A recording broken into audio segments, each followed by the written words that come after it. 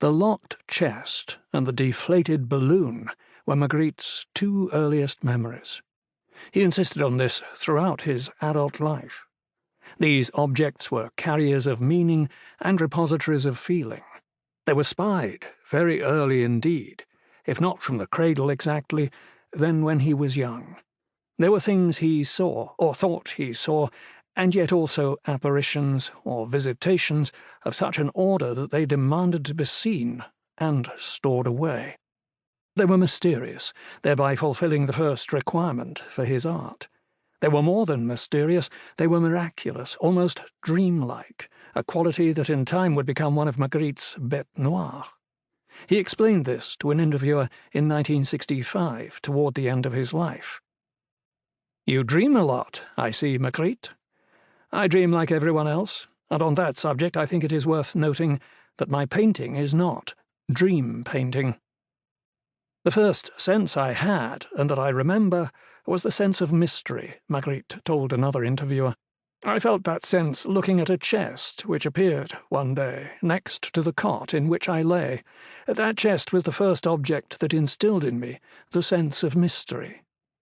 Was it a treasure chest, like those in The 1001 Nights or Treasure Island, two of his favourite books? According to the biographical notes he composed for Irène Amois in 1956, it was a large wooden chest. If it was 3.5 feet long, 3 feet wide, and 2.5 feet deep, it bore an uncanny resemblance to the one unearthed in The Gold Bug by his beloved Edgar Allan Poe, which featured in the Histoire extraordinaire that he knew so well. It was firmly secured by bands of wrought iron, riveted and forming a kind of trellis work over the whole. On each side of the chest, near the top, were 3 rings of iron, 6 in all, by means of which a firm hold could be obtained by 6 persons. Our utmost united endeavours served only to disturb the coffer very slightly in its bed. We at once saw the impossibility of removing so great a weight. Luckily, the sole fastenings of the lid consisted of 2 sliding bolts. These we drew back, trembling and panting with anxiety. In an instant, a treasure of incalculable value lay gleaming before us. As the rays of the lanterns fell within the pit, there flashed upwards, from a confused heap of gold and jewels, a glow and a glare that absolutely dazzled our eyes. The mystery of the locked chest may never be solved, though Magritte's work is fertile with associations. The mere word, treasure, read with the eyes of a child in the Arabian tale, was enough to enchant the poet Paul Valéry. Perhaps the same was true of Magritte. If treasure was his heart's desire, Ali Baba or Long John Silver might answer. Or Gaspard the Night Walker, the prose poems of Aloysius Bertrand, which would provide the inspiration for a suite of piano pieces by Maurice Ravel, and later still for an oil painting and a gouache by Magritte. As Bertrand wrote, "He opened the chest.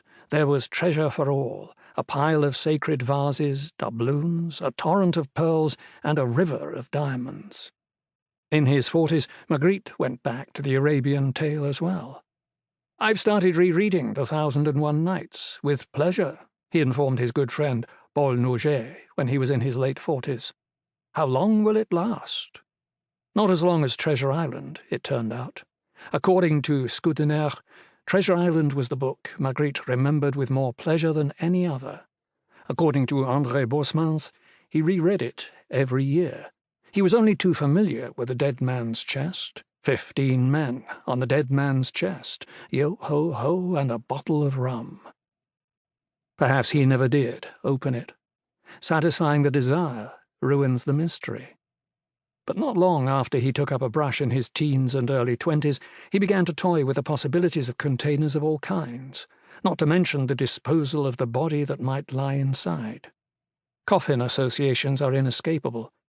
In La Grande Nouvelle, sensational news, a box-like container houses a skeleton bird, of jaunty mien, as if doing its best for the display case that has been made for it, or having its picture taken.